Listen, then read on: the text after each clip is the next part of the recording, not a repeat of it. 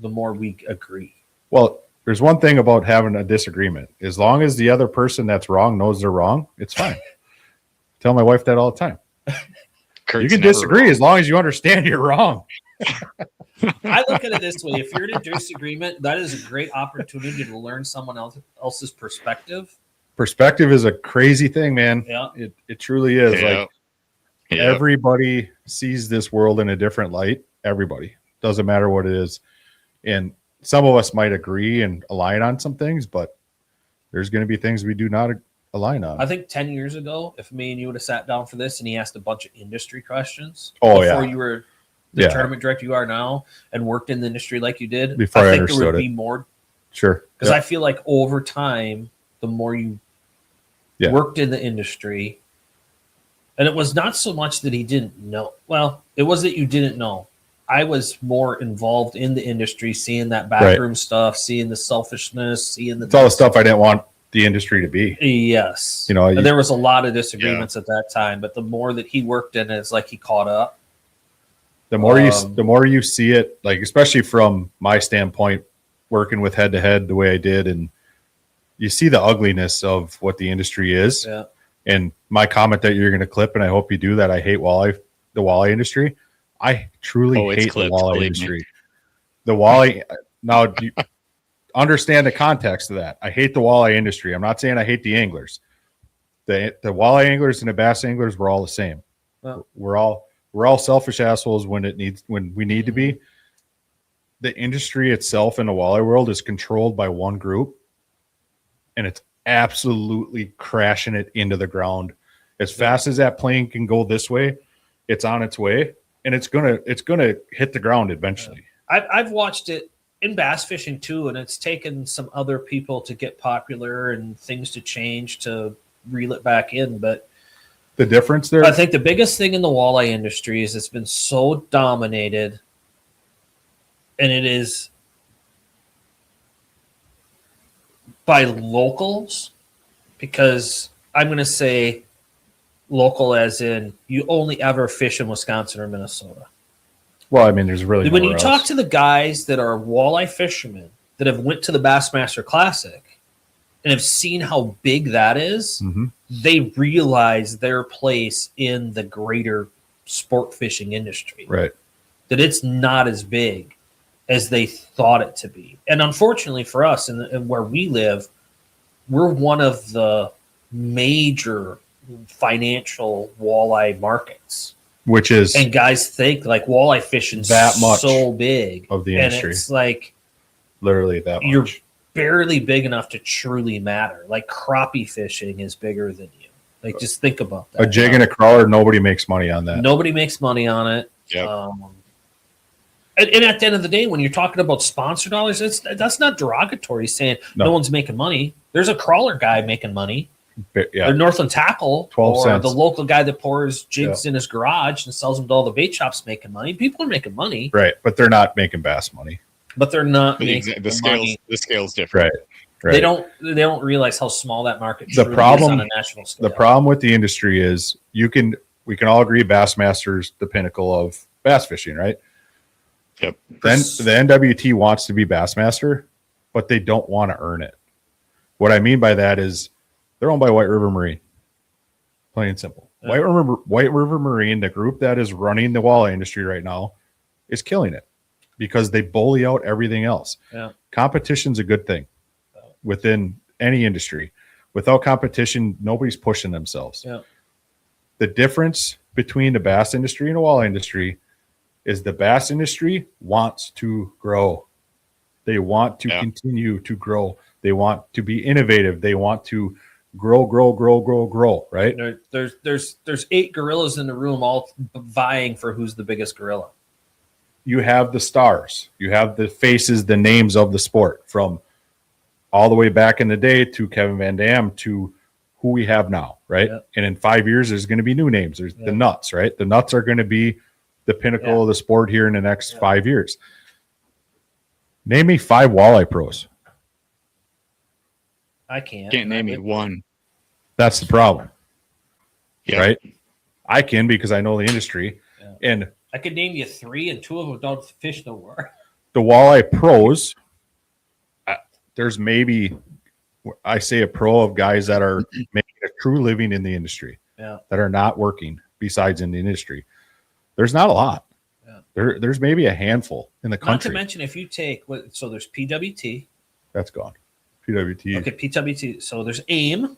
AIM, yep. Which and it's NWT. A weekend series. It's called the weekend series, so that's not a pro series. So but NWT is the pinnacle of walleyes right now. So what's the next step below that? AIM probably. AIM or MWC. Okay, so between those two circuits, so AIM and NWC, how many total? I'm not pros as in, because I don't know which one's pro-am and which one's not. I don't know if it's team or whatever, but how many total different boats? So AIM, you maybe have many boats this last weekend? That was their championship. There was 40, but okay, so there was they'll get say 80 to 100. Okay, right, 80 to 100. And NWT, how many boats? Depends on where they're at, but some tournaments like Lake Erie, they got 130, I think, but they'll have tournaments this year with 70. Okay, so let's just say it's 100. Yeah, and there's shared. Yeah, there's a lot of shared there. Same person fishing both. Yes, some. Yeah. There's some crossover. So would you say there's 150 unique individuals running a boat on those two circuits total? Yeah, roughly. I mean, even if you go to 200, it's still not enough. But if there's 150, right? Yeah. That's the Alabama Bass Trail. I mean, the Alabama Bass is one trail in Alabama that gets. Yeah, and there's 3 divisions of that. Yeah, Wisco, we have an 80. What did we have last year? 86 boat average. But I'm saying it's like, okay, so now it is very regional though. So we got to give it that. Yeah. Oh yeah, for sure. Very regional. To understand that, right? They don't seem to understand that when they start talking to people. This is where I was going with that. Is the walleye industry, the bass industry wants to grow. The walleye industry wants to go to Lake Erie. They want to go to Lake Winnebago. They want to go to Green Bay. They want to go somewhere, South Dakota. They Devil's have Lake or Hawaii, or they don't even want to go to Devils. Like there's so many lakes that guys don't want to travel, and they got to travel from friggin' Detroit to South Dakota, right? Yeah, bass anglers travel from Wisconsin to Florida or whatever, right? Hours. The elite guys, they travel a long ways, or from Florida to Nevada to fish a U.S. Open, or when in the Bassmasters when it was going great from Alabama to Northern California to Clear Lake. Correct. Yep. The You're walleye industry 2 days drive. The walleye industry don't want that. They want to continue to do the same old. I mean, I was so happy that trolling is really not a thing in tournament walleye fishing anymore, because you want to talk about boring. Dude, I fell asleep running a camera. Yeah. While the guys were trolling. The bass fishing industry wants to change, grow, and continue to change. The walleye industry is stuck in the mud. It's never going to get out of it. It doesn't make the anglers bad guys. There's a lot of really good people that fish walleyes because they're just as passionate about it as I am about bass. Let me finish where I was going. So you got MLF is how many? 60 now? I don't even know.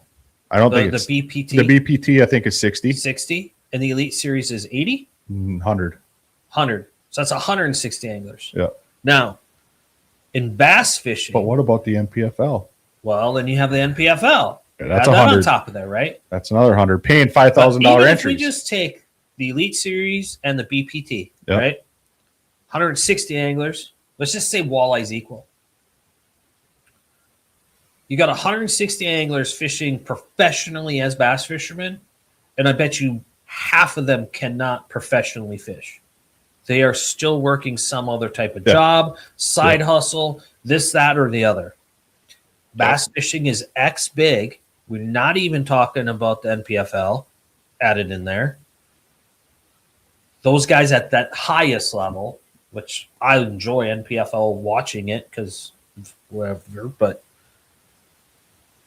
they can't all fish for a living. And you got these walleye guys all complaining, well, I go do this. Why can't I just fish for a living? And it's like your market share of the sport fishing industry, freshwater, is nothing. Zero. 1 out of 10. It's pretty bass much fishing's 8 out of 10. 0. Right. Like, yeah. I'm sorry.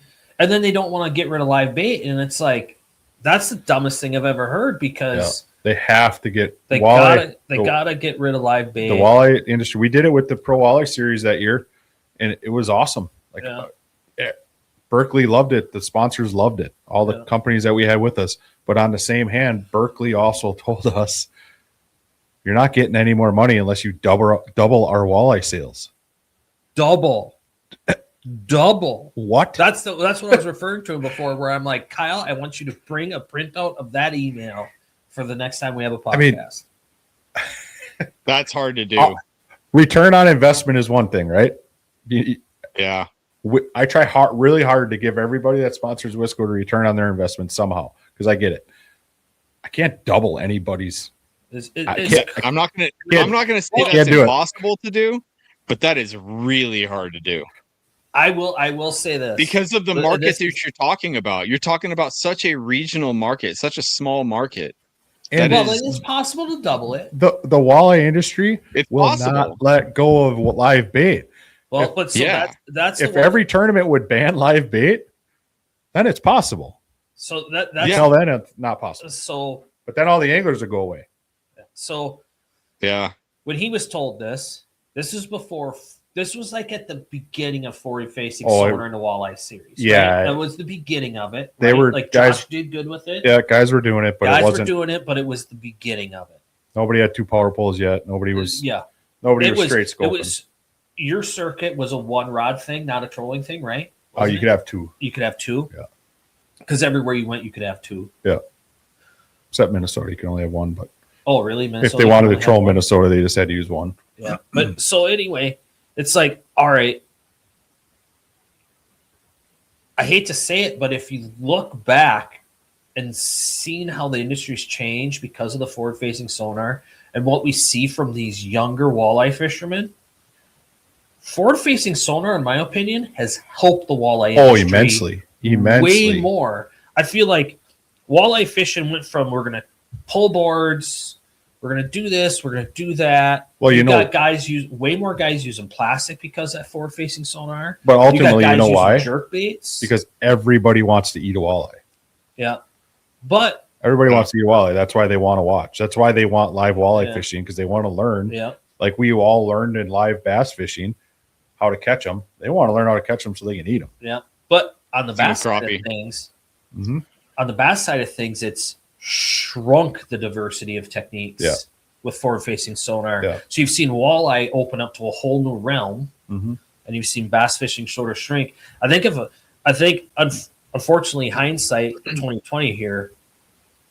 I think if you guys would have stuck it out another year, 100%, it would have been big. Head-to-head walleye pro circuit would have been. I think the NWT would be an afterthought right now if we did, but we didn't. So you did. That was my basis behind the question on the minnow, banning the minnow.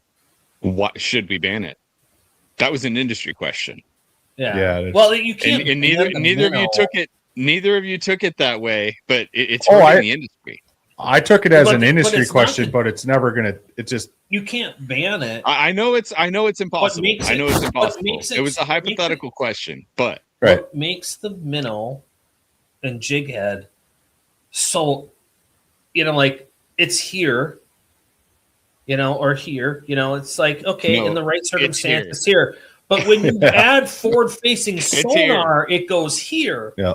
So why ban the minnow? But the jig head and minnow existed and won tournament. That's why I didn't say take away forward-facing. That's why I didn't say take away forward-facing sonar. If you don't take away forward-facing sonar and you take away the minnow, it changes everything. The minnow is winning everything, with the exception of the last couple tournaments, the koiki, and that has nothing to do with the forward-facing sonar. Those guys are fishing docks. If you would have asked Kyle and I about taking forward-facing sonar, you would have got the conversation you were truly looking for. Because I wasn't going there. I'm not going there. I'm not going with the cheater box. That's a Randy Blockett question, and I'm not going there. The biggest problem with it, I agree with everything you said, Kurt, about the walleye industry taking that, and it's been good for them. They're stuck in the mud. Everybody still shows up with 15 dozen night crawlers. Yeah. Yeah, they're jigging crawling. They spent $0 at the bait shop because they dig them out of their garden. Yeah. You know what I mean? Like there's no industry push that somebody's making money off of a 1/4 ounce jig head somewhere, but it's minute. Dirty jigs would have never survived on a 1/4 ounce jig head. Mm-mm. They're probably not, because they're probably pouring them in the garage. Everybody's pouring their own now. You're right.